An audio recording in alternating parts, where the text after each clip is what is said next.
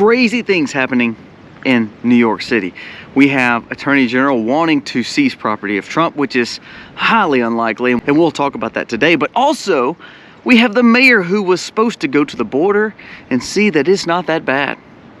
And all of a sudden, he cancels the trip because of security concerns. Isn't that oxymoronic? Let's jump into it today. Let's talk about New York City and how we are seeing the signs of what is coming to more America if we don't change our ways. Let's jump into it. Today's video starts right now. I've been running most of my life. Hey guys, welcome to the Max. Thank you so very much for being here today. You can see we are back on the farm. I'm not gonna lie, I'm so excited to be back in South Mississippi. Nothing against Oklahoma or any other states that we went through and visited, but it is nice to be home, to be milking my cows and living on a farm, because that is where I'm supposed to be. So thank you so much for coming to see us at the Okie Homesteading Expo, and thank you so much for your support of watching our channel. It means the world to me that you are supporting us by commenting, give us a thumbs up, and subscribing to the channel. So I hope that you are doing that. If you are not doing that as of yet, please do it right now.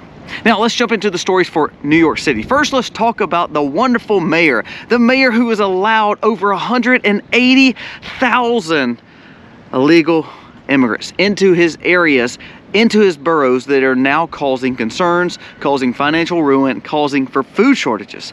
That is documented in the stories with Zero Hedge. Now, another thing, while he's letting everyone in, he's saying there is no room for provocation. There's no reason to panic because it's not that bad. I mean, we need to help these folks. We are a sanctuary city, and we're going to give them a lot of money. We're going to make veterans get out of their homes, but we're going to support these immigrants. Now, that's what he's saying. Now, here's another thing. He was supposed to go to the border, and all of a sudden, he had to cancel the border trip because of security concerns. Security concerns. So the New York mayor is not going to the border because it's dangerous. Isn't that funny? But then we want to put our people, the Texas National Guard, we want to put the military down there because it's not a big problem. It's not a crisis. Remember, that's what Biden says. It's not a crisis. Well, it is. Geez, people can't go because of security concerns. To me, that speaks volumes in itself. It says that border trip was canceled based on the Department of Homeland Security warning of safety concerns. Mayor Eric Adams abruptly canceled the trip based on what flagged safety concerns was raised by the State Department. Adams announced this trip last Thursday after the footage shown of all these migrants like crossing angrily over the border, kind of walking over our troops. Now, here's another thing. If we're going to put troops down on the border, if you're going to allow them to look weak and like beta males and not actually control the border, what I mean is by excessive force. If people are breaking into our country and they're not supposed to be, it shouldn't be the National Guard standing down there and allowing them just to kind of walk all over them and push them out of the way. That shows how weak our military looks right there. So if it was up to me and we were looking to put military there, then you need to let them deem we're going to keep this border safe and we're not going to allow people in. If you're not going to allow them to do anything, then bring them back. Don't let them police. That's not their job. They're meant to be excessive force to take care of the situation. When we allow the military to be down there and not actually do their job, it makes us look even weaker as a country. Did you know that February had record people pouring in? So all this stuff about protecting the borders, Texas is doing better.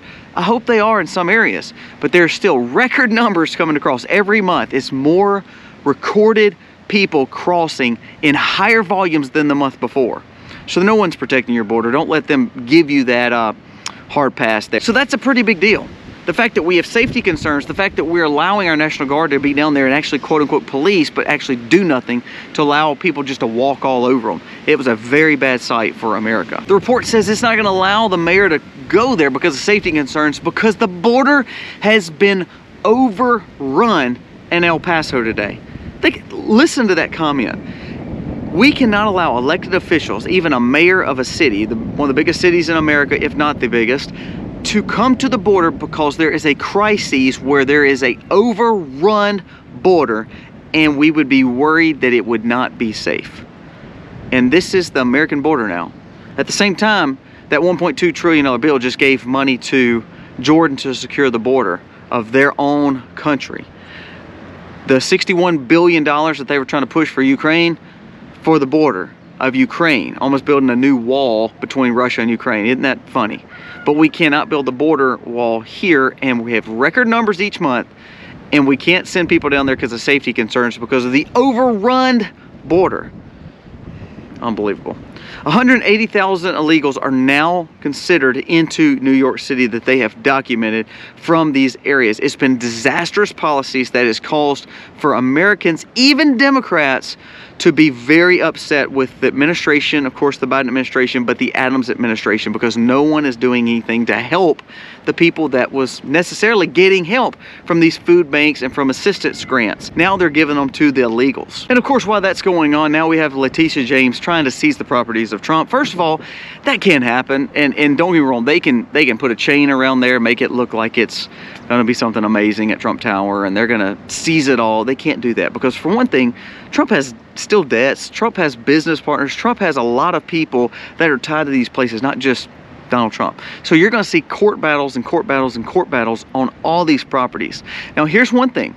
The Supreme Court could step in and say, this was outstanding. This should not be the bond signs that you have issued. This is something, quote unquote, out of the norm. So there's been major law professors, actually Jonathan Turley was one of them, stating that they actually are not going to be able to do this because it's probably going to get stepped in either by appellate court or by the Supreme Court to say this is highly usurious and highly over leveraged and is basically based on politics and not on true law. So this could very well just get tossed before long, or at least see some hold on this whole situation. Actually, Trump is fixing to go public with Truth Social, so he's going to get a windfall of money. The man's not hurting for money. The question is if he pays this, let me say it like this. Could he probably raise the funds to pay this? Yes. But I would be the same way. Why raise this and why pay this? Because then you're buying into the system that they are trying to tear you down with. So they're going to keep wrapping it up in court. To me, this will backfire because it's making him look stronger. You're seeing actually liberals and Democrats who are business people saying, whoa, if they can do it to Trump, what if all of a sudden we're against the opposition? Could they come after us next? So I think this is actually backfiring. So New York is having major problems with the fact of Mayor Adams pushing this illegals to come to his place, and it's causing problems for even Democrats and people who supported him. He's having safety concerns at the border because it's become overrun and that he can't even visit it. That shows that it's a major problem. And also Letitia James's situation. Now, there's one more thing. You're seeing more and more laws passed in New York where people cannot even protect their homes from squatters or from thievery. So if someone comes into your house and breaks into their house, you can't do anything about it, hardly, in New York now. Not only that, if someone just wants to squat in your home and all of a sudden you come back to it and they've been there for a long time, there's some ways that they can get around and they own the house now. Or at least tie you up for hundreds of thousands of dollars that you have to go to court for to fight it. What are we doing? This is such an upside down policy that we are now pushing. So these upside down policies, though, are actually backfiring on the Biden administration. So this is actually making Trump stronger. I want to read something to you about a warning from Mr. Obama himself. It says, quote unquote, time to panic. Joe Biden's campaign is in trouble. Even despite Obama's warning, Obama has kind of distanced himself lately based on this. With less than 8 months of the 2024 election, the Biden re-election campaign is in big trouble with sinking and lagging polls, and also the fact that the border is in crises. It's making Trump look stronger. Things are so bad that the Time magazine has devoted 3,700 words to let us know that Barack Obama warned Biden campaign last June of defeating Trump would be harder in 2024 because there is no things going on that causes problems for Trump. So all these things that are now backfiring, they're actually helping Trump, and there's no quote-unquote 2020 pandemic lockdowns that's causing Biden to play from the other side. He's actually got to go out there and be on the campaign trail, and it's making him even look weaker, and it's making Trump look stronger. He's also losing a lot of the minority support. Biden carried 87% of black vote. Now he's carrying only 63% of the black vote. Trump is now picked all that back up. Also, Biden's support has tanked among Muslims, which, to be honest with you, I think Trump and Biden would both support Israel versus Gaza. However, you see Biden trying to waver and trying to balance this out with his left-wing party that's pushing for Palestinian support and not Israeli support. So he's actually losing some of that support there. What that means is they're not probably voting for Trump. They're just not going to vote. So it actually could help Trump by them being really dismayed with Biden. Now, here's the scary thing, though. Biden is bringing in record donations. That shows who's actually supporting him. When the fact that he's waning in support, actually with people, he's getting more financial support than ever. What that shows is he's been bought out by big interests and big political action committees versus actually the people itself. So who is he representing? Not you. It's kind of like Congress. Who are they representing? Not you. Our taxation's going, but they are being bought out and they are having to fulfill their obligations with who pays for their campaigns to be ran. Trump, he's bringing in money, but not the kind of money Biden is. However, he has more support from Americans and even some people in the middle because they see what they're doing to him is actually backfiring and actually building more support for him because people see this is way too much and they're doing way more than they should be doing in the Georgia case and the New York case, and it actually is coming back to help Donald Trump. So now we're almost 3.5 years into Biden's term. You're seeing more Democrats do what they want to do. New York is falling to pieces. New York City is falling to pieces. The border is being overrun, so people can't even visit there. So now we're seeing what we got with this last election. This is my plea. You have to get out there and show support for people who want America to prosper. Letting our border be open and letting New York City take all these people in. If I was in New York City and I was getting all of this problem, if I was having more problems with crime and the fact that, you know, there's no food, people are struggling with food because of all this influx of people and the fact that our tax dollars are now going to support a group of individuals that should not even be there legally, that would upset me. And the fact that my tax dollars are going to be spent for my AG to basically prosecute Trump and start all these problems to ultimately probably get tossed and millions and millions and millions of dollars spent on this case to really come out with nothing other than the fact that it just backfired in New York's face. You also have martial law basically in the train systems where now National Guard are standing there. There's a lot going wrong. And it really shows the fact that this is what can happen to the rest of America. What happens is Europe does something, we call it crazy. All of a sudden it comes to California and New York City first and bigger cities, and then we adopt it. And we see these policies have happened. This globalist push, the fact of printing money that we can't pay for, and this goes on both sides. These policies are not going to bring prosperity to America. So now it's time for us to stand up and say, we can't do this anymore. It's time to wake up. Because if we keep doing these policies, we're going to see a failed America, a failed system, and our kids are growing up in basically a bigger third world country that is broke. And that's not what we want.